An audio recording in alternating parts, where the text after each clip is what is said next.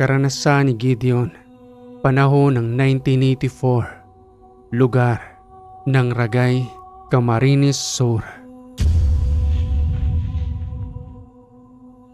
Si Gideon ay laking Bicol at ang pangunahing hanap buhay nila roon ay ang pagsasaka, pangungopra ng niyog, pagtatanim ng palay, pati na rin ang pagpapastol ng kanyang mga alagang kambing. Sanay sa hirap ng buhay itong si Gideon, subalit nagbago ang lahat.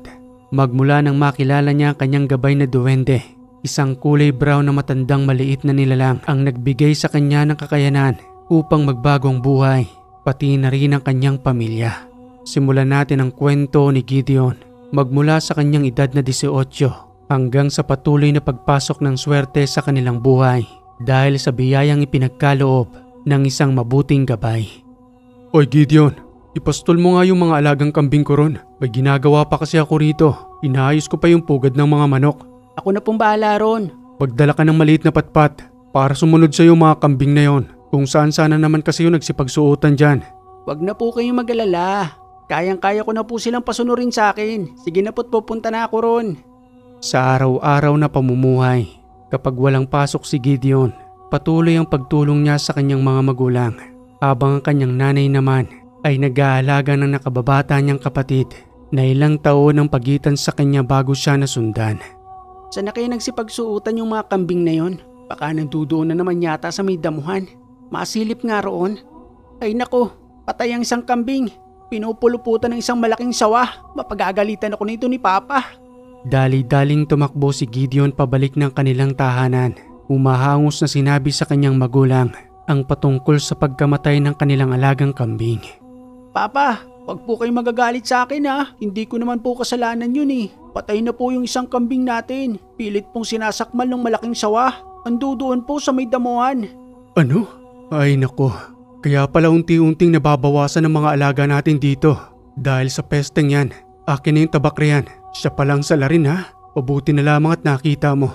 Sa muli nilang pagbabalik, unti-unti nang nilululo ng malaking sawang iyon ang kanilang alagang kambing. Papa, wag mo na pong paslangin yan. Naghahanap lang rin ng pagkain ng sawang yan. Natsyempohan lang yung alaga nating kambing. Hindi mo ba ako nauunawaan, Gideon? Babalik at babalik lang rin yan dito para ubusin ang mga alaga natin. Kaya kinakailangan ko siyang paslangin upang mabawasan ang mga salot dito sa gubat na ito. Pero Papa, pabayaan nyo na po siyang makaalis. Wala naman na po tayo magagawa eh. Siguro po ang mas mabuti na lamang nating gawin eh. Bakuran natin ang lupang ito at lagyan po ng lambat ang paligid kung hanggang saan lamang maaaring makaabot ang mga alaga nating kambing. Ay nako, sige na nga. Basta tutulungan mo ako sa paggawa ng mga bako dito. May mga naiwang ritaso pa naman ng mga lambat doon na binigay sa akin ni paring nanguhuli ng isda sa ilog. Halika na, nandudoon na ang mga kambing. Maya-maya kukuha na rin ako ng mga kahoy na kinakailangan natin. At sa pagdating nga ng hapon, habang makulimlim ang panahon, kaagad naming sinimula ng pagbabakod na sinasamantalang busog pa ang sawang iyon. Isa-isa naming itinayo ang mga nakuhang kahoy ni Papa at pinalibutan ito ng lambat. Pinagkasya ang mga ritaso nito. Hanggang sa ikalawang araw, lubusan din namin iyong natapos. Dapat pala Papa matagal na natin ginawa ito eh. Ang tagal-tagal na ng lambat dyan. Pagmula pa nung umalis yung kumpare mo na ibinigay sa'yo yung lambat, hindi sana tayo nabawasan ng isang alagang kambing. Iniisip ko kasing babalik pa yung kumpare ko para hanapin ang lambat na ito. Pero sa tinagal-tagal ng panahon hindi pa rin siya bumabalik. Pabuti na lamang talaga sa atin iniwan ang lambat. Sige na titaboy mo na yung mga kambing papasok rito upang makasigurado na tayong hindi sila mababawasan. Gamit ang maliit na patpat, isa-isa kong itinaboy ang mga kambing papasok sa loob ng lambat na yon. At sa pagmamadali ko roon, hindi ko napansin ang isang maliit na punso na nandudoon malapit sa ginawa naming bakod. Bahagya ko itong nasagi na naging dahilan ng aking pagbagsak sa lupa. Aray ko naman, ano ba ito? Isang punso? O anak Gideon, ano bang ginagawa mo riyan? Bakit nakahilata ka dyan sa lupa? Natalisod po ako sa punsong ito. Hindi ko nga pala nasabi sa'yo. Kahapon napansin ko na yan. Habang tinatabasan natin yung mga damo, hindi ko nga pala nasabi sa'yo. Ayos lang naman po ako Papa. 3 kambing na lang naman ang papapasukin ko sa loob. Kaya mo na bang mag-isang tumayo? Oo naman po. Tatayo lang naman pala eh. Subalit habang pinipilit kong tumayo ng mga oras na yon, hindi ko magawa. Namamanhid ang dalawang hita ko. Wala itong pakiramdam. At nang makita ko ni Papang nahihirapan, kagad niya akong inalalayan at binuhat. Dagling dinala sa aming tahanan. Iniupo sa aming maliit na balkonahe at saka paulit-ulit na hinilot ang aking hita. Kamustang hita mo anak? Nawala na bang pangmamanhid? Subukan mo nga muling tumayo? Wala pa rin pong pakiramdam, Papa. Nalalambot pa rin po mga hita ko. Wala po siyang kalakas-lakas. Hindi ko po alam kung bakit eh. Hindi po kaya dahil dun sa punso? Hindi naman yung totoo anak. Anong dahil sa punso? Ibig mo bang sabihin may naninirahan sa punsong yon? Ganoon na nga po, Papa. Baka po may nuno ron, yung tinatawag nilang duwende. Anak naman oo, walang duwende. Baka napasala lang yung pagbagsak mo. Kaya siguro nagkaganito yung hita mo. Magpahinga ka lang muna rito. At papapasukin ko lang yung 3 kambing roon para naman maging kampante na tayong hindi na sila makakain ng sawang yon. Subalit sa makalipas ng ilang oras, muli kong pinipilit na tumayo sa aking pagkakaupo. Ngunit bumabagsak lamang ako. Kaya naman gumapang na akong papasok sa aming tahanan. Hanggang sa makita ko ni inay na patuloy na nahihirapan. Oh anak, ano nangyari sa'yo? Bakit para ka ng lumpo dyan? Tumayo ka nga riyan. Hindi ka na bata para maglaro pa. Nay, hindi po talaga ako makatayo eh. Wala akong pakiramdam yung 2 hita ko. Huwag kang magbibiro ng ganyan, Gideon. Nasaan na ba ang papa mo? Imelita ako ng bahala kay Gideon. Totoong walang lakas ang 2 hita niya. Hindi ko nga rin alam kung bakit eh. Natumba lang siya ron sa may punso. Tapos hindi na siya makatayo. Hindi kaya nanununo itong si Gideon. Mas mabuti pa sigurong dalhin natin siya sa albularyo para maagapan ang karamdaman niya. Isa ka pa Imelita eh. Anong nanununong sinasabi mo? May nakita ka na bang duwende? Pero Dario, wala namang ibang maaaring dahilan kundi ang punsong yun. Doon siya natumba, di ba? Bakit hindi natin subukan magtungo sa albularyo? Albularyo? Walang katotohanan ng mga yan. Sa ospital ko dadalhin ang anak ko, hindi sa mga albularyo. At nang araw ding yon, kagad din naman akong dinala ni Papa at Mama sa ospital upang lubusang patingnan ang nangyari sa akin. Subalit walang makitang dahilan ng doktor na kahit na sila mismo ay hindi alam kung anong uri ng karamdaman ang mayroon ako. At sa ikalawang hospital na pinuntahan namin, ganoon pa rin, wala silang makita. Hanggang sa may makapagsabing isang pasyente roon na patingnan umano sa isang magaling na albularyo na nagngangalang Enteng. Abay, subukan niyo pong patingnan sa albularyo ang anak ninyo. Baka ho yan ay nababate o kaya naman ay pinakikialaman ng mga elemento. At kung hindi naman ho kayo naniniwala bahala ho kayo. Kaysa naman hindi gumaling ang anak ninyo. Mananatili ho yung lumpo hanggat hindi nyo dinadala kay Mang Enteng. Isang magaling na albularyo yon. Wala rin naman ho kayong magagawa rito. Dahil sinasabi na sa inyo ng doktor na wala silang makitang dahilan kung bakit nalulumpo ang anak ninyo. Sige na Dario. Ayaw kong lumala ang karamdaman ng anak natin. Bakit ba ayaw na ayaw mong dalahin sa albularyo ang anak mo? Wala namang mawawala, di ba? Hindi lahat ng albularyo ay totoo. May ibang albularyong mangkukulam na nagpapanggap lang ng isang manggagamot at nangyari na yun sa mga magulang ko noon na naging dahilan ng kanilang pagkamatay. Dario naman, ang pinag-uusapan natin dito ay ang kalagayan ng anak mo. May nagrekomenda na sa manggagamot na yon. Ibig sabihin lamang noon na totoo siyang manggagamot. Sige na, alang-alang kay Gideon. Ang iniisip ko rin ay ang kalagayan ng anak mo. Ayaw ko nang muling mabawasan ng pamilya ko dahil sa mga mangkukulam na yan. Anong gusto mong gawin natin? Tingnan na lamang ng ganyan si Gideon. Araw-araw ba matitiis mo yon, Dario? Gusto ko siyang manumbalik sa dati. At kung ayaw mo, ako na lamang ang magdadala sa albularyo. Wala nang nagawa si Papa ng mga oras na yon. Kahit na walang tiwala sa mga albularyo at hindi taos sa kanyang loob, nagbaka sakali na lamang kay Mang Enteng upang lubusang malaman kung ano nga ba ang tunay na nangyayari sa akin. At nang mahanap na nga namin ang kinaroroonan ng albularyo, dali-daling kumatok si Papa kahit na 10 oras na ng gabi nang makarating kami sa tahanan ng albularyo.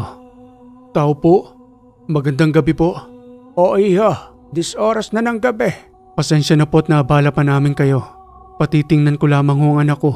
Dahil nang masagin niya lamang ho ang punso hindi na ho siya makalakad. Siga't pumasok kayo sa loob ng tahanan. Madali lang naman ang karamdaman ng anak mo.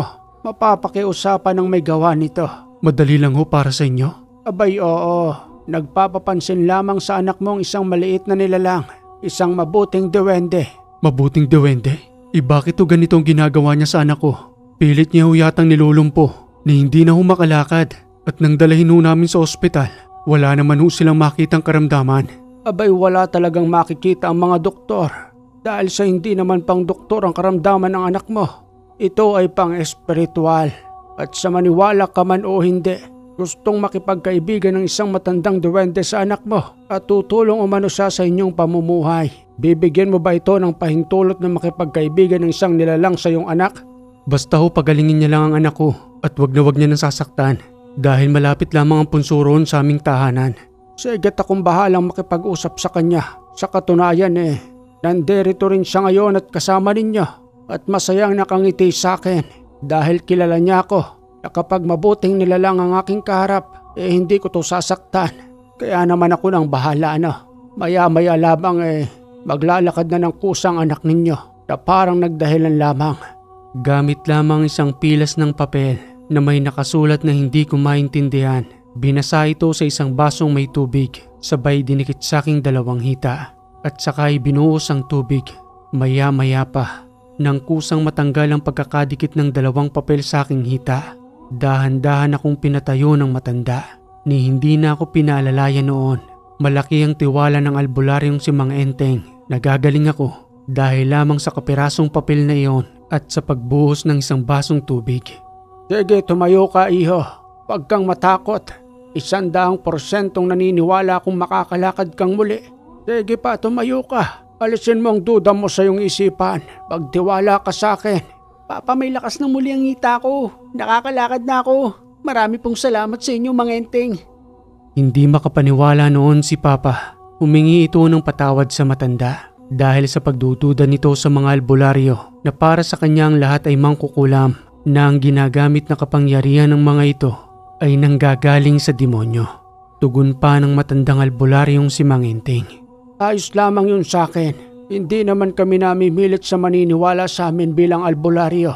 Pero ang nangyari sa mga magulang mo noon ay totoong kagagawa ng mga mangkukulam. Patawad sa nangyari sa iyong mga magulang dahil hindi lahat ay totoong albularyo. Kaya hindi maiiwasan sa iyo ang pagdududa dahil ang karamihan ay nagpapanggap rin at nagtatago sa kanilang kapangyarihan upang magpanggap na mabuti sila. Subalit ang kapalit noon ay ang buhay ng iyong pamilya na ang inakala mong gagaling, yun pala ay mas lalong lalala ang kanilang karamdaman. Ngayon ay nasubukan nyo na ang aking kakayanan. Nawa ay muling manumbalik ang inyong tiwala sa mga albularyong tulad namin na sa pagtagal ng panahon ay unti-unti na ring nawawala dahil sa hindi tinatanggap ng aming mga tagapagmana ang aming malaking obligasyon sa mundong ito. Muli ho akong nagpapasalamat, Mang Enteng. Siya nga ho pala. Paano na ho yung sinasabi ninyong duwende? Sasama siya ngayon sa inyong tahanan at unti-unting magpapakita sa panaginip sa iyong anak upang lubusang makipagkaibigan.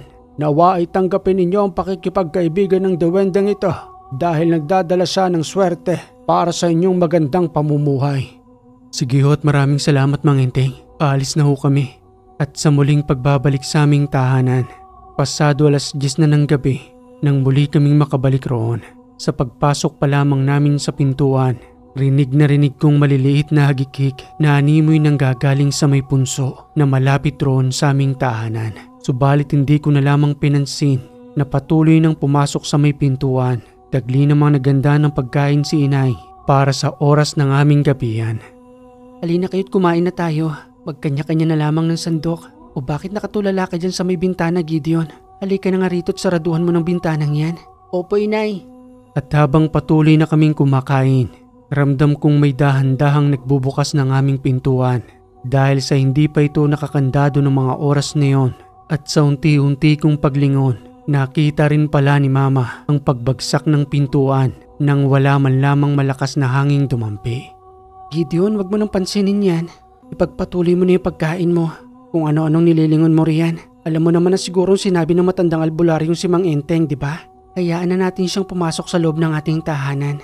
Pumayag na rin naman na kami ng papa mo na makipagkaibigan siya sa iyo. Basta wag ka lang matatakot sa kanya, ha? Opo, inay. Pero hindi ko pa po siya nakikita eh.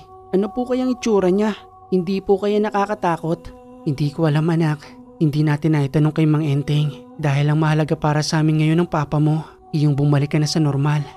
Maya-maya pa nang matapos na nga kaming kumain, naganda ng bawat isa sa aming pagtulog at tulad ng sinabi ng matanda, nang mahimbing na ang aking pagkakatulog, nung una nagpakita sa saking panaginip na parang isang anino, hanggang sa dahan-dahan na nahuhubog ang kanyang muka, pati na rin ang kanyang buong katawan. Wika pa nito sa aking panaginip. Magandang gabi, kaibigan. Ang pangalan ko ay Antoy. Ako ang tinutukoy ng matandang albularyong si Mang Enteng. Pasensya ka na kung napagkalala kita sa nangyari sa'yo. Paraan ko lamang yon para makatungo kayo sa isang tunay na albularyo. Salamat at tinanggap ninyo ako sa inyong pamilya. Madalas na ako magtutungo rito. Ikaw yung duwende? Kakaiba palang itsura mo. At bakit ang liit-liit mo? Ganito talaga ang itsura namin. Maliliit kaming nilalang ng Panginoon. Yung punso kung saan ka nadapa. Yun ang tahanan ko. Kahit na anumang oras ay maaari kang magtungo roon. Ipapasyal kita sa aking tahanan. Maganda ron. Sigurado ka ba? Paano kung magkakasya ron? Iyang laki-laki ko. Ang liit-liit lang ng punsong yun. Akong bahala sa'yo. Baka kapag nakapunta ka na ron, sabihin mo ayaw mo nang bumalik rito. Hindi siguro. Mas gugustuhin ko pa rin dito kasama si Papa at Mama. Ikaw ang bahala. Basta magkaibigan na tayo ha. Sige, walang problema sa akin. Magkaibigan na tayo. Huwag mo na lang uli akong bibigyan ng karamdaman. Dahil nag-aalala sa akin ng mga magulang ko. Hindi na mauulit yun. Pinapangako ko sa'yo. Sige at alis na ako. Babalik nang muli ako sa aming tahanan.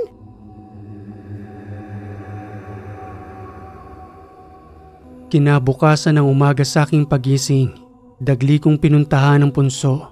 Bago lubusang pumasok sa aming eskwelahan, nag-iwan ako roon ng matatamis na candy at nakiusap na rin na bantayan ng aming mga alagang kambing sa maaaring muling pag-atake ng sawa na ikinatatakot namin ni Papa. Kaibigan, ikaw na munang bahala magbantay rito ah. Tulungan mo si Papa habang nandoon ako sa paaralan. Huwag na wag mong pababayaan ang mga alaga namin dito. Lalo na rin sa sawa. Sayang kasi yung pera. Naaawa rin ako kay Papa. Pilit siya nagsusumika para sa amin. Tapos nababawasan lang nung sawang yun. Ayaw ko namang ipapatay kay Papa yun kasi nakakaawa rin. Huwag kang mag-alala kaibigan. Tutulungan ko kayo. Ito na ang simula ng pagbabago ng inyong buhay. Sige, alis na ako. Mauhuli na ako sa aming paaralan. Hindi ko pa man lubusang nauunawaan noon ang mga sinasabi ni Antoy. Nagpatuloy lamang ang aming pagiging magkaibigan. At sa makalipas na ilang taon, lubusan na akong nakapagtapos ng aking pag-aaral. Subalit mas pinili kong tulungan si Papa sa patuloy na pamumuhay ng pagiging magsasaka at pagpapastol ng mga alagang kambing na nadagdagan pa ng mga alagang baka at kalabaw. Wika pa sa akin ni Papa na kahit siya mismo'y nagugulat sa patuloy na paglago ng aming mga alaga. Gideon anak, salamat sa tulong mo ha. Alam mo sa totoo lang, natutuwa ako. Dahil hindi lang mga kambing ang mga alaga natin ngayon, pati na rin ang baka at kalabaw. At ito rin ang nagpatapos sa iyong pag-aaral. Pakisabi sa kaibigan mong duwende. Salamat sa swerteng daladala niya. Sabi niya po sa akin Papa, wala raw po yun. Deserve daw ho nating magbagong buhay at kahit na sino man pong tao. Kaya kung ano man daw pong dumadating sa ating biyaya, tanggapin lang daw po natin Papa. Dahil para sa atin daw po yun. Sige anak at ikaw nang bahala dyan sa mga kambing. Ipapastol ko lang yung ibang mga baka natin doon, pati na rin yung mga kalabaw. Sige po pa ako nang bahala rito. Pakakainin ko na rin po sila. Sa totoo lang, ibang-iba ang buhay namin noon na kahit na anumang pilit na pagkayod, kahit na may mga alaga pa kaming kambing, may nyug na kukuprahan at paminsan-minsan ay may mga palay. Subalit magtataka ka na bakit ang bigat pa rin ang buhay noon. Subalit nang dumating sa aming buhay ang kaibigan kong si Antoy, gumaan ang aming pamumuhay. Mas dumami ang aming mga alaga. Mahirap man iyong ipaliwanag, ngunit totoo ang swerte na kapag dumapo ito sa iyo ay wag na wag mo nang pakakawalan at wag na wag ring aabusuin. Hanggang sa dumating ang araw ng Miyerkules, nagawi kami noon ni Papa sa kabayanan upang bumili ng mga kawad na aming kinakailangan sa bakod. Dahil sa mas lalo pa namin iyong pinapalaki kung saan nandoon ang tahanang punso ni Antoy na aming inaalagaan at tinataniman ng mga halaman doon na ikinatutuwa naman ng matandang duwende. Subalit sa ilang oras naming pananatili sa bayan at pagbili ng mga materyales, bumulong sa aking tenga itong si Antoy habang nakaupo sa aking balikat na nagwiwika ng, Gideon, mas kaganda ang buhay ninyo kapag nagtayo kayo ng ganyang uri ng negosyo. Isang hardware. Pabulong na tugon ko pa kay Antoy patungkol sa kanyang mga sinabi. Ano Antoy? Isang hardware? Paano naman kami makakapagpatayo niya ni Papa? Ang layo-layo natin sa bayan. At ang isa pa, napakalaki ng kapital niyan. Wala kaming ganyang kalaking halaga para makapagsimula ng ganyang uri ng negosyo. Pwede mong ibenta ang kalahati ng lupa ninyo ron. Pati na rin ang ibang mga alagang hayop. At pagkatapos noon, bumili ka ng lupa malapit sa daan. Dito mismo sa bayan. Simulan natin kahit sa maliit na hardware lang. At sigurado ako ron, mas lalo itong lalago hanggang sa magtagumpay ka sa inyong pamumuhay. Naku Antoy, hindi ko sigurado kung sasang-ayon si Papa patungkol dyan. Alam mo namang minahal ni Papa ang lupa namin sa bundok. At mahirap para sa kanyang ibenta ang kalahati nun para magtayo ng isang negosyong wala pang kasiguraduhan. O anak, tara na. Nakapamili na ako ng mga kinakailangan natin. Parang kinakausap mo yata si Antoy. Opo Papa. May sinasabi ko kasi sa akin si Antoy patungkol dyan sa hardware. O bakit naman? Saka ko na lang sasabihin sa iyo Papa kapag nakauwi na lang tayo. O siya sige na. Tulungan mo ako sa pagbubuhat ng mga ito. Marami-rami rin ang mga napamili natin para pang karagdagang bako dun sa lupa. Hindi naman kalakihan ng lupa namin. Pero masasabi ko na rin na itong bumubuhay sa aming pamilya at nakapagpatapos sa aking pag-aaral. Ngunit ayon nga sa kasabihan na kapag ang lupa ay nakatiwangwang lang at wala kang itinatanim ay wala ka ring aanihin. Kaakibat nito ang sipag at tiyaga bilang isang lumaki sa magsasakang pamilya na nanggaling pa ang lupaing iyon sa aming mga ninuno. At sa makalipas ang ilang oras naming paglalakad sa muling pagbabalik sa aming tahanan, doon ay muling itinanong ni Papa ang patungkol sa mga sinabi ni Antoy na nagsasalita ng, Isabit mo na lang dyan anak yung mga kawad, pati na rin yung mga pakong kinakailangan natin para sa kinabukasan dyan na lang natin kukunin. Siya nga pala, ano yung sinasabi ni Antoy habang nandoon tayo sa may hardware? Baka hindi rin po kayo sumang-ayon Papa. Bakit naman? Malay mo magandang opinion niya, di ba? Malaki ang naitutulong sa atin ang mga opinion ni Antoy. Pero sa pagkakataong ito, Papa, maaaring hindi ka sumang-ayon dahil patungkol ito sa lupa natin. Ipinabebenta niya ang kalahati dahil magtayo raw tayo ng hardware ng katulad ng sa bayan. Papatok raw ito sa paglipas ng panahon, lalo pa ngayon na marami nang nangangailangan ng materyales para sa paggagawa ng bahay. Napakunot ang noo ni Papa noon habang napapalunok ng laway. Dagli siyang nanahimik at kunwaring naging abala sa aming mga gamit. Ni hindi na siya nagsalita noon sa kadahilanang ipinangako niya sa kanyang sarili na ipamamana niya ang lupang yun sa amin at kami naman umano ang magpapamana sa aming mga magiging anak hanggang sa kaapu-apuhan. Makalipas ang 4 na buwan, ang mga alaga naming inahing baka ay nagkaroon na ng kanya-kanyang supling na mas lalo pang nadaragdagan ng aming mga alaga. Subalit dumating ang isang gabi na nagkaroon ng bali-balita patungkol sa nakawa ng mga alagang hayop. Subalit kampante kami noon sa kadahilanang may maayos kaming bakod at kung sakasakali man na magtungo sa amin ang mga magnanakaw, kaagad namin silang masasakuta para mapigilan ang masama nilang binabalak. Subalit sa mga panahong yun ay hindi ko maramdaman ang presensya ni Antoy. Hindi ko alam kung nasa saan siya. Kahit na paulit-ulit na akong magtungo sa kanyang tahanan, wala siya roon na hindi ko malaman kung anong naging dahilan. Sambit pang wika ni Itay ng gabing yon bago kami matulog. Anak Gideon, sarado mo na yung bintana. Pabayaan na muna natin si Antoy. Baka lang naman meron din siyang kinakaharap na misyon o kaya naman namin pinagkakaabalahan lang. Matulog ka na. Sige po Papa, matutulog na rin po ako. At habang mahimbing kaming natutulog, sa pagpatak ng 1:00 ng madaling araw, doon kami may naramdaman na para bang may kakaiba sa aming mga alaga. Patuloy ang ingay ng mga kambing. Subalit para sa amin ng mga oras na yon, normal na lamang yun sa kanila. Kaya ipinagpatuloy ko ang aking pagtulog. Gayon din si Itay at Sinay. Subalit sa pagising namin ng umaga, 2 na lamang sa alaga naming baka ang natitira. Pati na rin ang mga alagang kambing ay nabawasan. Magagaling ang mga kawatang yon at siguradong marami silang samahan na pinagkaisahang kunin ng mga alaga naming hayop. Patuloy ang panlulumo namin noon ni Papa dahil sa ang karamihan sa mga pinaghirapan namin ay parang bula lamang na nawala. Sambit pang wika ni Papa habang umiiyak. Ang pinaghirapan natin Gideon, nasaan na? Anong ginawa nila? Mga tamad na kawatan, paano tayo ngayong babangon? Ang lahat ng hirap at pagod na inilaan natin dun sa pag-aalaga. Kinuha lamang nila ng ganun-ganun lang, mga walang puso. Nasaan na bang kaibigan mong si Antoy? Akala ko ba swerte ang daladala niya? Bakit may ganitong uri ng salot? Hayaan niyo na po Papa. I-report na lang po natin ito sa kabayanan. Wala na po tayong magagawa eh. Hindi naman po natin ginusto ang nangyaring ito. Kahit na rin po si Antoy, wala po siyang kinalaman sa mga nangyari. Dagli kaming nagtungo noon sa munisipyo ng bayan upang i-report ang lahat na nangyaring yon. Hindi lang kami ang nabiktima ng mga kawatan. Marami na rin sa mga magsasaka ang nakuha na ng mga alagang hayop. Subalit sa amin, ang pinakamas maraming nakuha. Naging alerto ang mga kapulisan noon dahil sa panggagambala ng mga kawatan na patuloy pang lumalala. At sa muli naming pagbabalik ni Papa sa aming tahanan, doon ay muli nang nagparamdam si Antoy habang nangdudoon ako sa loob ng aming tahanan. Antoy? Ikaw na ba yan?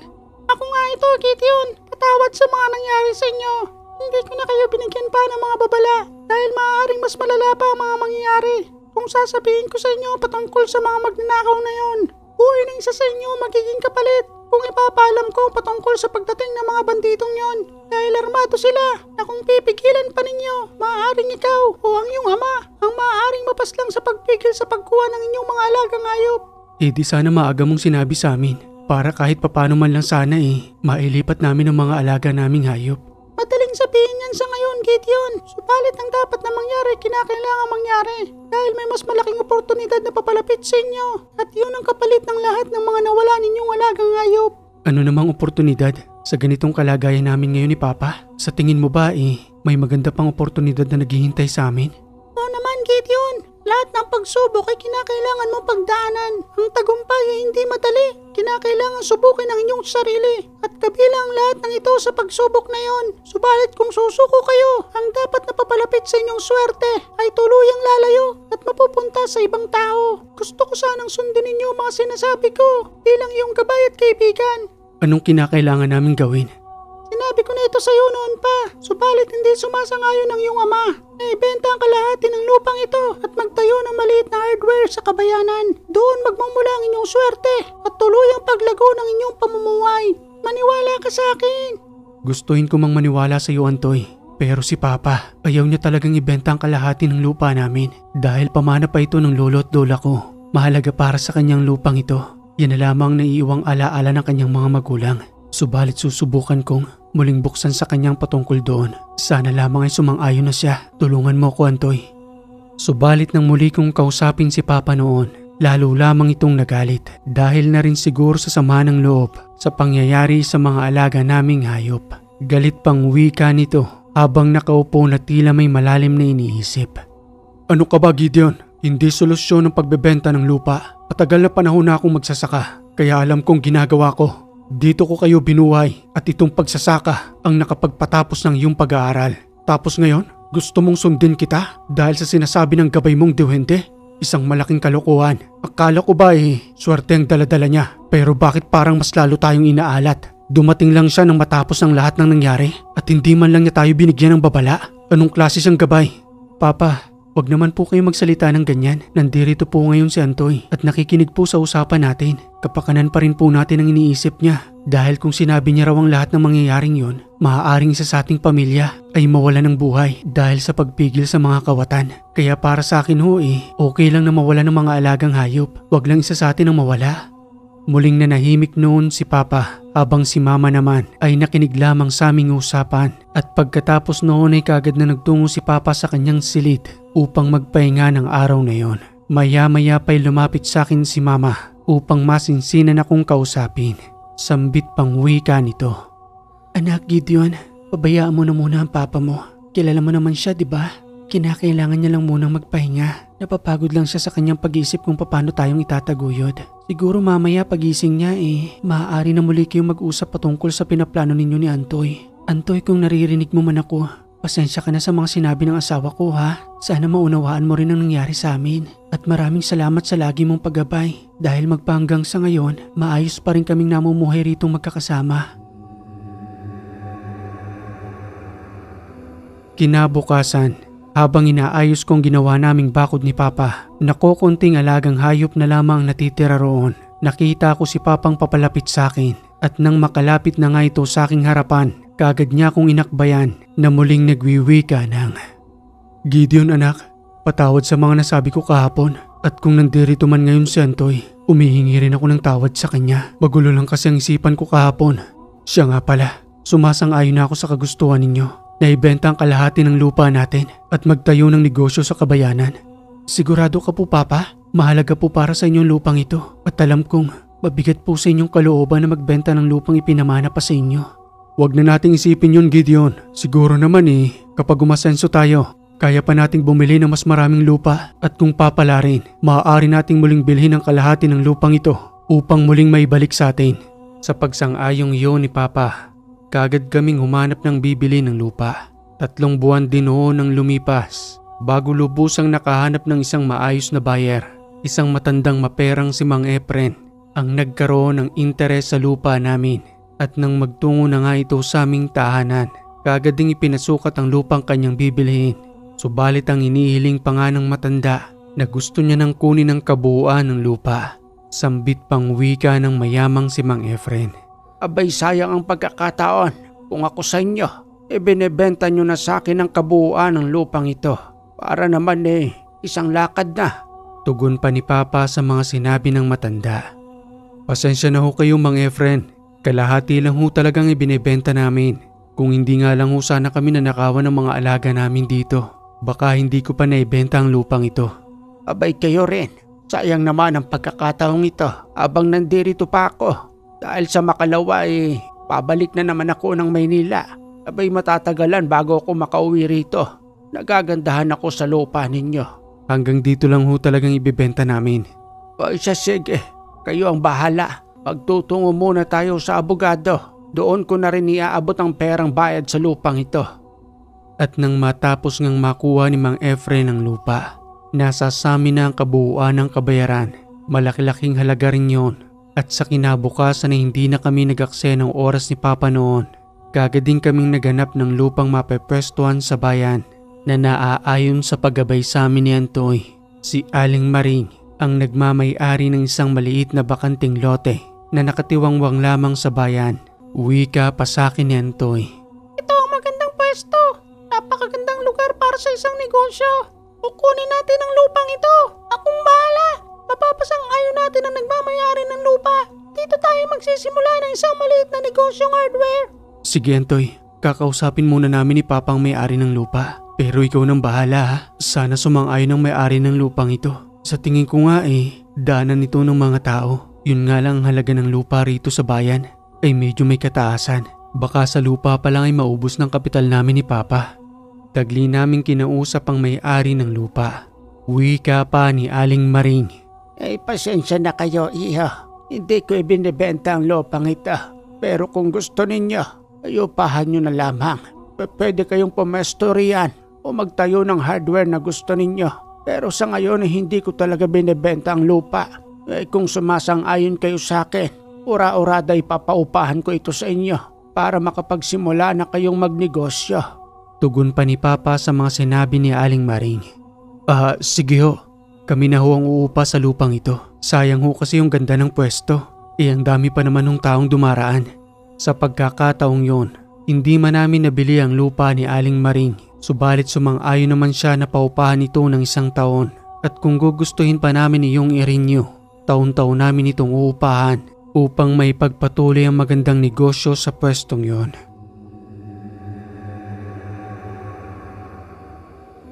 Matapos ang 2 araw ay kagad kaming bumili ng mga gamit. Habang pinag-aaralan kung papaanong pinatatakbo ang mga hardware doon, pati na rin ang bawat presyong binibili namin habang patuloy na pinatatayo ang sarili naming hardware. Papa, kaya pa po ba ng budget natin? Oo anak. Tama lang rin talaga na upahan muna natin ang lupang ito. Dahil kung siguradong ibinenta ito ni Aling Maring, ubos ang kapital natin. Sa pagpapatayo pa nga lang nito malaki-laki na rin ang nagagastos. Siguro yung mga natitira nating hayop roon, kinakailangan na rin nating ibenta para pandagdag man lamang sa kapital natin dito. Hindi na rin natin kasi sila maaalagaan ng maayos. Tama ka ron Papa. Siguro habang ginagawa pa itong pwesto natin, uuwi muna ako sa ating bahay. Isasama ko si Antoy. Ibebenta namin yung mga alagang hayop natin doon natitira. Sige anak, mas mabuti pa ngayon. Ako namang bahalang magbantay rito para sa pangangailangan ng mga gumagawa ng ating hardware. Makalipas ang 1 buwan, minadaling matapos ang pwesto naming yon. Hindi naman iyon konkreto. Maraming kahoy pa rin kaming ginamit upang mas mapadali ang paggawa ng aming pwesto. Hanggang sa isang araw, habang nakaupo kami roon ni Papa at naghihintay ng maaaring bumili, may isang kontraktor na nagawi sa aming pwesto. Lumapit ito sa amin habang tinitingnan ng maliit naming hardware hanggang sa kausapin na nga nito si Papa na nagsasalita ng, Kayo ho bang may-ari ng hardware na ito? Kami nga ho. Bago ko lamang nakita ito. Madalas akong kumukuha ng mga materyales sa mga hardware doon. Kaya nang mapansin ko ang maliit mong pwesto, abay masasabi ko rin namang kaya ninyong mag-supply ng mga materyales sa pinapagawa kong mga bahay. Siya nga pala, isa kong kontraktor. Ang pangalan ko ay Rene. Magandang araw ho, Mang Rene. Ako naman ho si Dario. At ito naman ho anak kong si Gideon. Magandang araw din sa inyo. Mayroon akong proposal. Yun ay kung magugustuhan ninyo. Pero kung hindi naman, ayos lang naman din sa akin. Ang mahalaga ay ipinakita ko sa inyo ang proposal ko. Dahil maaaring makatulong ito sa inyong hardware para mas madaling maubos ang inyong mga paninda. Ano naman hong proposal yan? Eto't ipapakita ko sa inyo.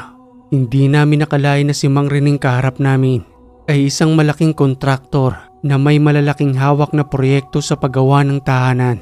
Sa amin umano siya kukuha ng mga materyales upang matulungan ang maliit naming negosyo. At sa pagkakataong yon, hindi na kami nagdalawang isip pa ni Papa. Isang malaking oportunidad ang makarating si Mang Rene sa aming maliit na negosyo. Muling wika pa ng kontraktor. Basta ito lamang ang sinisiguro ko sa inyong mag-ama. Palagi kayong magre-restock ng inyong mga paninda rito dahil uubusin ko yan sa dami ng ipinapagawa kong tahanan. Kinakailangan ko ang tulong ninyo at tulungan nyo rin akong supplyan ng mga kinakailangan kong kagamitan para naman pareho tayong magtulungang umasenso. Salamat ho, Mang Rene. Hayaan nyo ho. Mas padadamihin pa ho namin ang mga paninda namin dito. Sa ngayon ho talaga ito pa lamang ang nakakayanan namin. Pero ipinapangako ho namin sa iyo kung ano man ang mga kinakailangan ninyong mga materyales, sisikapin ho namin may bigay sa inyo. Mabuti naman kung gayon. O sige, sa makalawa, pabalik uli ako rito ha. Si Mang Rene ang pinakauna naming customer, subalit hindi lamang tingi-tingi ang gusto niyang bilhin. Maramihan na halos kunin ang lahat ng mga materyales namin doon. Isang magandang unang panimula hanggang sa makalipas ng 2 araw. Muling bumalik sa amin itong si Mang Rene kasama ang kanyang mga tauhan. Kinuha ang lahat ng kanilang mga kinakailangan. Halos wala na ngang matira sa mga paninda namin doon. Pati na rin ang mga paunahing panindang pako ay kinuha na nila Mang Rene. Diba sinasabi ko na sa inyo, uubusin namin ang mga materyales na paninda ninyo rito dahil yan ang kinakailangan namin. Ngayon ay kumuha ng muli kayo dahil baka sa isang araw babalik na naman ako rito kasama yung mga tauhan ko dahil may naghihintay pang pinapagawa sa akin doon. Sige ho, Mang Rene. Kami na hong bahala ron. Marami hong salamat ha. Napakalaking tulong ho nito sa amin para sa nagsisimula at mapapaikot namin ang kapital namin dito. Abay walang anuman yon. Diba'y sinasabi ko sa inyo, magtulungan tayo. Siya nga pala, bakit parang may gayuma ang negosyo nyong ito? Abay kagabi habang natutulog ako, napanaghinipan ko ang negosyo nyong ito na para bang may maliit na boses na bumubulong sa aking isipan. Maliit na boses ho? Oo, parang maliit na boses. O baka naman siguro guni-guni ko lang yon. O sige na, talis na kami. Naghihintay na mga trabaho roon. Dagli kong kinausap si Antoy hanggang sa mapag-alaman ko na siya rin pala ang may kagagawan kung bakit nagawi roon si Mang Rene. Paulit-ulit nitong ibinubulong sa isipan ng kontraktor na doon kumuha sa maliit naming pwesto. Hindi nito mapigilang tumawa dahil sa magagandang nangyari. O bakit ka natatawa? Wala lang, Gideon. Umaayon na sa ating kagustuhan ng plano natin. Tuloy-tuloy na ito. At sinisiguro ko sa inyo na ang lahat ng nawala sa inyong mga hayop ay muling mababalik sa negosyong ito. Kaya magtiwala lamang kayo sa akin. Hindi ko kayo pababayaan. Maraming salamat, Antoy. Nakita ko nga sa mukha ni Papa na bumabalik na kanyang sigla dahil sa magagandang nangyaring ito. Saglit lang at mamimili pa kami ni Papa para muling mapunuan ang mga paninda namin dito. Isang magandang negosyo ang hardware. Hindi nabubulok ang mga paninda kahit na patuloy kaming mag-stock roon. Kaya naman ang muli namin itong mapunuan. Unti-unti ay marami na ring taong bumibili sa amin ng tingi-tingi habang dahan-dahang nadidiskubre ang maliit naming hardware. Papa, parami na ho ng parami ang taong bumibili sa atin. Samantala nung una si Mang Rene lang. Pero ngayon mapapansin mo ba? Unti-unti na silang dumarami. Pero bakit wala pa kaya si Mang Rene? Ang akala ko babalik na uli siya rito para bumili ng mga materyales. Baka busy lang siguro anak. Marami rin kasing kinuha nila rito. Baka ginagamit pa nila yon. Siguro nga po. Saglit lang papa. Bibili lang po ako ng candy. Umihirit itong si Antoy. Sige anak. Bilan mo na muna yan si Antoy. Baka makatampo pa. Candy at chocolate lang naman ang hilig nitong si Antoy. Puros matatamis. Kaya kapag humihingi ang matandang duwende, kagad ko naman itong binibigyan. Yun lang naman ang hinihingi niyang kapalit. Wala nang iba. Hanggang sa isang araw, panandalian kaming umuwi ni Papa ng tahanan.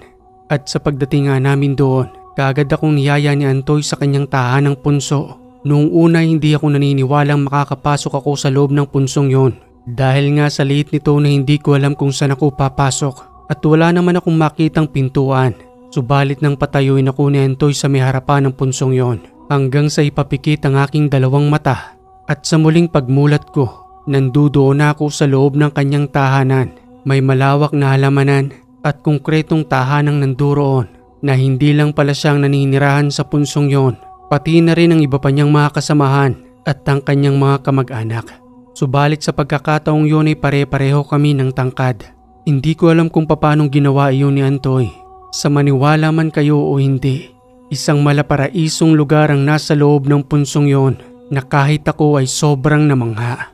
Wika pa ni Antoy habang ipinapakilala ko sa kanyang mga kamag-anak, pati na rin sa ibang mga kauri niya roon na nakangiti sa akin habang patuloy kaming naglalakad.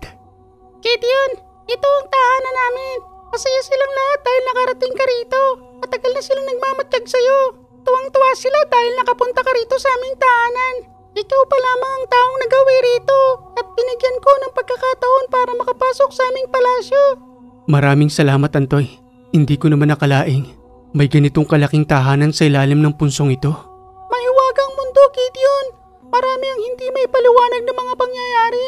Ibang mundo ninyo sa mundo namin. Matagal na kaming namumuhay rito. Mga ninuno nyo pa lamang ang naninirahan sa inyong lupain. Nandito na kami noon pa.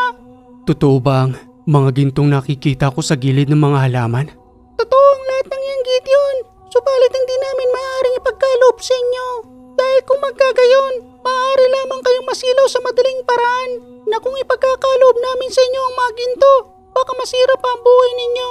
Mas mabuting paghirapan ninyo ang lahat ng bagay na gusto ninyong makuha sa mundo ninyo. Ito ay mundo ng espiritual. Walang imposible para sa amin dito. Hindi katulad sa inyo sa lupa. Limitado ang lahat ng gusto ninyong gawin at kinakailangan ninyo yung paghirapan. Tama ka roon, Antoy. Pero napakaganda ng lugar ninyo. At napakapayapa. Parang ang sarap mamuhay rito. Pero hindi ko maaaring iwan si Papa at Mama. Pati na rin ang aking nakababatang kapatid. Kung gusto mo, Gideon, manatili ka rito ng mahabang panahon. Hindi maaari, Antoy. Marami pa akong pangarap para kay Mama at Papa. At gusto kong matupad ang lahat ng yon. Paghihirapan kong katulong sila. Matapos naming makapaglibot sa malaparaisong lugar nila, Antoy, nag-request na ako sa kanyang muli nang bumalik sa aming tahanan. Dagli niya lamang akong pinapikit at sa muli kong pagmulat, nandudo na ako sa labas ng punso. 5 oras din ang nakalipas ng pananatili ko roon. Nagulat ako dahil mabilis ang oras sa mundo ng mga tao kesa sa mundo ng mga elemento. Oh Gideon, anak, kanina ka pang hinahanap ng papa mo. Saan ka ba nanggaling? Ilang oras kang nawala rito sa ating tahanan. Paikot-ikot ng papa mo riyan sa labas kakahanap sa'yo. Babalik na raw kayo sa bayan. Pasensya na po. Isinama po kasi ako ni Antoy sa kanilang tahanan. Hindi ko naman alam na napakabagal pala ng oras doon. Akala ko ilang minuto pa lamang ako nananatili sa kanilang tahanan. Samantalang dito, oras na palang nakalipas. Ay naku anak Gideon, ni hindi ka man lamang nagpaalam sa amin. Nandoon ang tatay mo't nagpahinga na lamang sa loob ng aming kwarto. Pabayaan mo na muna siya ron. Siguro napagod sa kakahanap sa'yo. Sige po Mama. Ipinagahin muna ako ni Mama ng pagkain. Maya-maya pa, muli nang nagising si Papa matapos kong kumain. Nagyaya na rin itong bumalik sa bayan. Sayang umano ang benta kung mananatiling nakasarado ang aming hardware. Palaging nakasampa noon si Antoy sa aking balikat. At sa hindi inaasahan, sa pagdating namin sa aming hardware, maya-maya ay dumating si Mang Enteng, ang matandang albularyo, habang bitbit ang kanyang sakubag na nakatingin sa akin na nagwiwika ng, Aba ikaw si Gideon, tama ba? Tama ho, ako nga ho yun. Ito ang papa mong si Dario. Oo, siya nga ho. Abay may pwesto na pala kayo ritong hardware. Saktong-sakto, bibili ako ng pako. Gumagawa kasi ako ng maliit kong kubo roon at doon ako manggagamot para hindi ko na direktang pinapapasok sa loob ng aming tahanan ng mga pasyente. Mas maganda nga ho yun, Mang Enteng. Aliho kayo. Mamili na ho kayo ng pakong kinakailangan ninyo. Papa, si Mang Enteng po. O Mang Enteng, mabuti naman ho't naligaw kayo rito sa aming pwesto. Abay bibili sana ako sa ibang hardware. Pero nang makita ko ito, ay bigla akong napahinto. Hindi ko naman akalain kayo pala ang may-ari nito. Utos ho ito sa amin ng kaibigan ni Gideon. Kung natatandaan niyo ho yung duwende? Abay oo, natatandaan ko. Sa katunayan nga nandoon siya sa balikat ni Gideon. Ayun nakatingin pa nga sa akin. Isang matandang duwende. Mabuti naman at naging maayos kayo at tinanggap ninyo siya sa inyong pamilya. Mabuti ang duwendeng yan. Dadalahin kayo niyan sa magandang buhay. Maniwala kayo sa kanyang mga sinasabi dahil sa may kakayanan siyang makakita sa mangyayari sa kinabukasan. Salamat ho, Mang Enteng. Hindi rin ho namin malilimutan ang pagtulong ninyo sa amin. Kumuha na ho kayo ng kinakailangan ninyo riyan at huwag nyo na hong bayaran. Abay hindi maaari yon. Kinakailangan kong magbayad sa inyo. Negosyo ito at kinakailangan ninyong paikutin ang kapital ninyo. Ang panggagamot ko ay libre. Bahala na sa akin ng Panginoon. Kaya hindi ko maaaring samantalahin ang pagkakataong ito.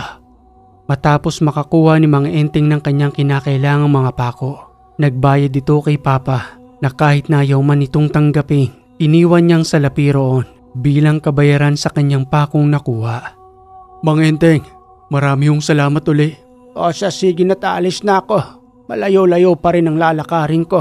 Gideon, alagaan mo yung kaibigan mo ha. Patuloy lamang kayong maging mabuti. Mas mainam na yung ganoon para sa pagdating ng Panginoon sa takdang panahon dito sa mundo natin. Ay kasama tayo sa Kanya, kaya kabilang tayo sa Kanyang pinagpapala sa panahong ito.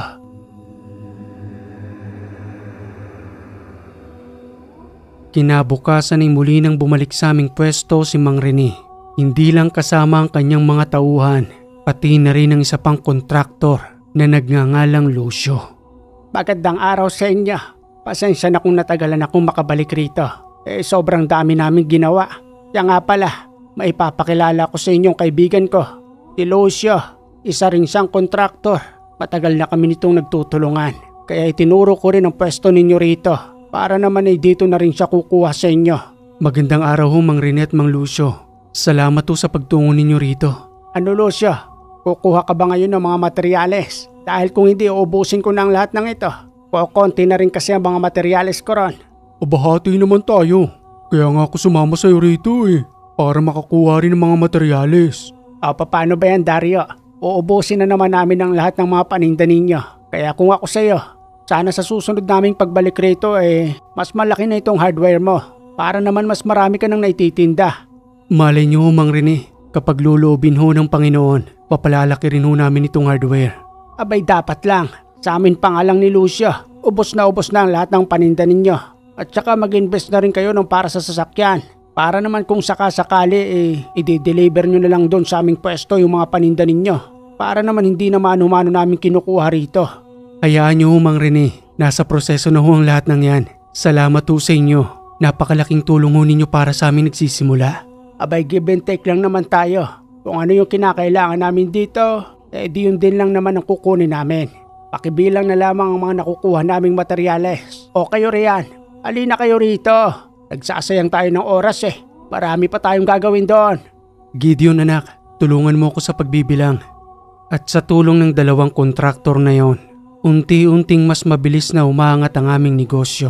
Ayon na rin sa kanilang mga request, isinasakatuparan namin iyon upang mapunan namin ang kanilang pangangailangan, lalong-lalo ng service. Para mas mabilis naming maihatid ang kanilang mga order na materyales. Hanggang sa makalipas ang 1 taon, sa kasamaang palad, pumanaw ng may-ari ng lupang si Aling Maring. Napilitan silang ibenta sa amin ang lupa. At bilang isang negosyante, hindi naman sa pananamantala ng mga panahong yon, pagkakataon na yun para sa amin upang makuha ang lupang pinapangarap namin yon sa bayan na kahit papano'y meron na kaming naipon. Dagli naming kinuha ang lupang yon, pati na rin ang kinatitirikan ng bahay ni Aling Maring sa likuran ng hardware. Isang malaking oportunidad iyon upang mas lalo naming mapalaki ang aming negosyo. Sambit pang wika ni Antoy. Sumasangayon na sa atin ang panahon. Ang lupang ito na isang taon nyo ring inupahan. Ngayon ay sa inyo na. Mas mapapalaki pa natin ang inyong negosyo. Maraming salamat Antoy sa lagi mong paggabay sa amin. Kahit kailan na hindi mo kami pinapabayaan. Unti-unti, nakakatuwang tingnan.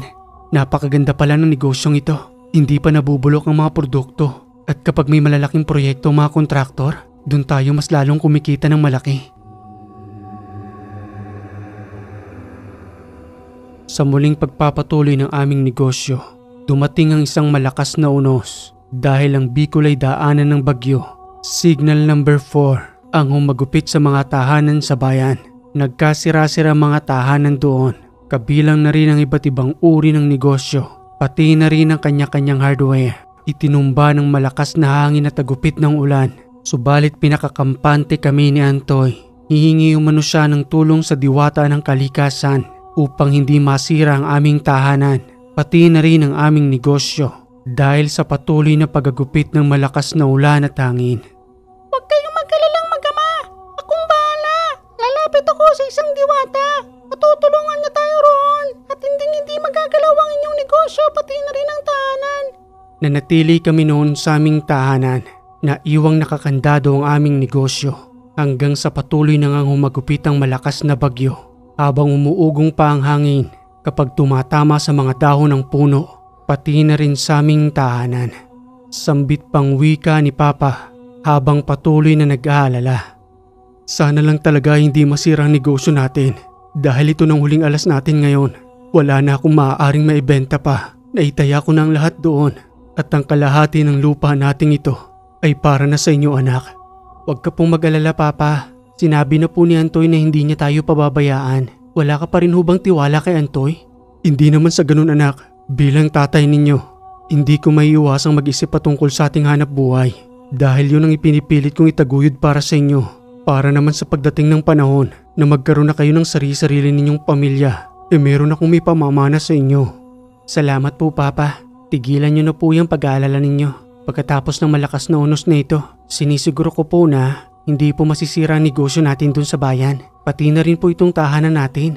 Tingnan nyo nga ho, parang unti-unti nang nawawala ang malakas na hagupit ng hangin sa ating tahanan. Na parang pakiramdam ko ba may pumuprotekta sa kabuuan ng bahay natin. O eto ng kape ninyong mag-ama. Mas masarap na humigop ng kape sa ganitong panahon.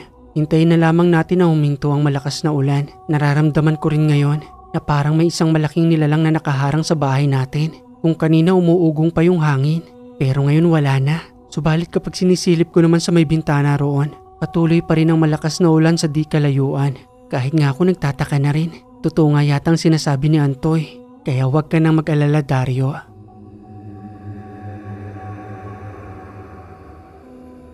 Matapos ang malakas na bagyo, dali-dali kaming nagtungo ni Papa sa kabayanan.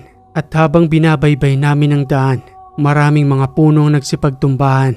Pati na rin ang mga lupang gumuho dahil sa patuloy na pag-agos ng tubig na nanggaling sa ulan. At nang makarating na nga kami roon, maraming tahanan sa kabayanan ang nagsipagtumbahan. At sa unti-unti naming paglapit sa aming negosyo, nakita ko ang tuwa sa mukha ni Papa nang masulyapan niyang walang nangyari sa aming hardware. Samantalang sa iba roon, kahit na konkreto ay hindi pinatawad ng malakas na bagyo. Salamat Antoy, pati na rin dun sa sinasabi mong diwata. Buo pa rin ang negosyo natin. Nakakapagtaka. Samantalang ang mga kalapit bahay nito ay nagkanya-kanya na ng paghupa. Sabi ko naman po sa iyo Papa hindi tayo pababayaan ni Antoy. Tingnan nyo nga po pati yung mga paninda natin. Nakakapagtakang hindi man lamang nabasa ng kahit na ang piyas ng ulan. Tingin ko nga parang kinubera ng hardware natin ang isang malaking nilalang na hindi natin makita. Hanggang sa may magawi sa aming isang matandang lalaki. May pasan-pasan itong kahoy. Gagamitin niya umano sa muling pagtatayo ng kanyang tahanan. Sambit pang wika nito habang hirap na hirap sa pagbubuhat ng kahoy. Abay bakit ganoon Dario? Ang bahay namin ay bumagsak na dahil sa malakas na bagyo. Samantalang itong hardware mo, hindi man lamang natinag. At saka, tuyong-tuyo pa yung mga paninda ninyo. Anong himalang nangyari rito? Hindi rin ho namin alam. Basta ho pagdating namin dito wala pong masamang nangyari sa aming negosyo. Abay pinagpala kayo. Samantalang sa paligid nagsipagbagsakan ng mga tahanan. Pati na rin yung mga hardware doon. Kayo na lamang ang natitirang negosyo rito na maayos pang nakatayo. Himala ang nangyari sa inyo. At yun pong pinagpapasalamat namin. At nang dahil sa paggagupit ng malakas na unos na yon na hindi naman namin ipinapanalangin, mas lalong lumakas ang aming negosyo dahil sa pagbili ng mga materyales na naninirahan doon upang muling ipatayo ang kani-kanilang mga tahanan. Subalit kahit papano bilang tulong namin sa kanila, bahagya naming binabaan ang presyo upang muli silang makabangon sa kanilang pamumuhay, lalong-lalo ng mga kalapit-bahay namin doon. Salamat sa inyo mag-ama ha. Malaking tulong ito sa amin. Kahit na yung mga pakong yan, salamat sa pagbaba ng presyo. Grabe ang nangyari sa mga bahay namin dito. Halos karamihan talaga ay dumapa. Ay nako, sana muli na kaming makabangon. Ito nga palang listahan ko ng mga kinakailangan kong materyales sa muling pagpapagawa ng aming tahanan. Sa idang lahat ng naipon ko ngayon, hindi ko naman inaasahang babagsak pati ang tahanan namin. Makakabangon din ho kayo. Pagsubok lang ho ang lahat ng yan. Gideon, pakikuha mo nga anak ang lahat ng mga nakalistang ito. Bibigyan din natin siya ng mas maayos na discount. Kinabukasan, muling nagawi sa aming hardware si Mang Lucio. Kumukuha ito ng mga materyales na kinakailangan niya. Subalit wala roon si Mang Rene na kanyang kaibigang kontraktor. Wika pa ni Mang Lucio. Ang galing naman ng negosyo ninyo. Dito ngayon ang puntahan ng mga tao. Dahil ito lamang talaga ang natitira ngayon. Tuloy-tuloy ang pagdagsa ng mga tao sa pagbili ng mga materyales. Kaya nga nagmadali na ako nagpunta rito. Baka maunahan pa ako ni Rene. Inasan ho ba si Mang Rene? Ayun, problemado sa iba niyang mga proyekto. Dahil ang iba roon ay nasira ng bagyo. Kahit nga ako pero isinasawalang bahala ko na lang yun. Ganun talaga ang buhay. May mga unos na hindi inaasahang mangyayari. Mabuti na lang at malaki-laki pa ang pondo ko. Kayang-kaya kong muling ibangon ang mga nasirang proyekto. At nang hindi pa man natatapos ang pagkuha ng mga materyales ni Mang Lucio, maya-maya nga ay dumating na si Mang Rene kasama ng kanyang mga tauhan. At nang magkita nga ang dalawa, patuloy pang pinag-usapan ng mga proyekto nilang nasira. Hanggang sa hatiin ang lahat ng materyales na nandoon dahil sa pareho umano silang nangangailangan ng mga materyales. Sambit pang wika ni Mang Rene. Aba naman Lucio, huwag ka namang masyadong gahaman. Abay ako nagpakilala sa iyo sa hardware na ito. Dapat lamang na maghati tayo sa mga materyales dito. Abay pareho naman tayong nangangailangan. Nasira ang mga proyekto mo. Abay mas marami ang nasira ang proyekto sa akin. Ano? Sige na nga, kunin mo na yung kalahati nito. Akin naman yung kalahati. Yan, dapat ganyan. Para pareho tayong pinagpapala. Hindi yung pang sarili mo lang yatang iniisip mo ngayon. Masisira ang pagiging magkaibigan natin yan. Huwag na ho kayo magtalo. Sige ho, hahatiin na ho namin ang lahat ng ito. Para pareho kayo may madalang materyales. Kanya-kanyang pagpapaayos ng mga tahanang nasira. Habang kami naman ni Papa ay patuloy na pinagbubuti ang mga paninda namin doon. Patuloy kaming bumibili sa Naga City. Medyo may kalayuan din yon. Patuloy naming pinupuna ng pangangailangan ng mga tao. Bilang isang negosyante, yun ang layunin namin. Hindi para kumita ng pangsarili lang, kundi para makatulong sa ibang taong nangangailangan ng mga materyales. Lalong-lalo na sa mga kontraktor na maramihan kong bumili kung saan kami tumutubo ng mas malaki. Gideon anak, sa palagay ko mas lalong kinakailangan na nating palakihin ang hardware na ito. Mayroon naman na tayong malaking kapital dyan. Pakitanong mo nga kay Antoy kung napapanahon na ba na palakihin natin ang negosyong ito. Ang sabi niya po Papa sa akin, yun daw po ang tama. Para hindi daw po kinakapos ang mga tao rito sa pangangailangan ng mga materyales. Dahil dun pa lamang sa dalawang kontraktor, marami nang nabibitin sa mga kailangan nila. Dahil yung dalawang hardware daw dun, hindi na muling nakatayo dahil sa pagkalugi. Sinunod namin ang mga payo ni Antoy bilang gabay. At sa makalipas pa ng 2 taon, hindi lang 2 kontraktor ang nagtutungo sa amin. Mas marami nang gagaling sa iba't ibang uri ng mga proyekto. Napalaki namin ni Papa ang aming hardware. Mas lalong dumagsa ang mga mamimili na kahit kami mismo ni Papa ay hindi makapaniwala sa mga nangyayari na para bang tuloy-tuloy ang buhos ng biyaya sa amin hanggang sa muling magawi sa amin si Mang Rene. Tuwang-tuwa ang kontraktor nang bigyan namin siya ng malaking discount sa mga materyales na kanyang kinuha. Wika pa nga nito sa amin. Salamat sa inyong mag-ama ha. Grabe no, makalipas lamang ng 3 taon napalaki na ninyo ang inyong negosyo. Samantalang nung una kong madiskubre ang inyong pwesto rito, napakaliit pa. Tapos ngayon, mayroon na kayong truck at kumpleto ng mga paninda ninyo. Samantalang noon kapos na kapos pa rito at nag-aagawan pa kami. Ang laki ng pinagbago ng buhay ninyong mag-ama. Baka naman maaari ninyo akong bahagian ng swerte. Alam niyo Mang Rene, ikaw ang pinakauna naming customer noon. Kaya nga sobra kami nagpapasalamat sa inyo. Dahil sa kayo ang unti-unting nagpabangon sa aming mga pangarap dito. Tinulungan niyo kaming maubos ang aming mga paninda noon. Binitbit niyo pa rito si Mang Lucio. Kaya ayun, unti-unting nakaipon kahit papano. Kaya bibigyan namin kayo ng swerte. Ito ang malaking discount sa mga pinamili ninyo. Salamat sa inyong mag-ama ha. Mas mayaman na kayo kaysa sa akin ngayon. Ang kontraktor na tulad ko minsan sineswerte, minsan naman inaalat. Dahil sa mga unos nga na dumaraan dito. Alam mo naman itong lugar natin dito sa Bicol. Daanan ng bagyo. Pero kahit papano naman nakakabawi na rin ako ngayon. O sige na, naghihintay ng mga tauhan ko roon. Kinakailangan ng lahat ng materyales na ito. At sa patuloy pa na paglipas ng panahon, muli na naming nabili ang kalahati ng lupa namin. Tuwang-tuwa noon si Papa. At hindi lang yon, muling nakabili ng bakanting lote malapit sa aming hardware. Doon kami nagpatayo ng 3 palapag na tahanan. Sobra-sobrang biyaya ang natatanggap namin dahil sa mabuting gabay ng isang matandang duwende. Okay mga kayuwaga, ang ganda ng kwentong ito, nakaka-inspire. Maraming salamat sa nagpadala ng kwentong ito na itinago natin sa pangalang Gideon. At kung nagustuhan mo ang kwentong ito mga kayuwaga, palambing naman po ng like and share. At kung hindi ka pa nakaka-subscribe, click mo na yung subscribe button dyan, pati na rin yung bell para updated ka sa ating mga bagong kwento. Muli mga kayuwaga, maraming salamat sa lagi ninyong pagantabay dito sa Ang Hiwaga.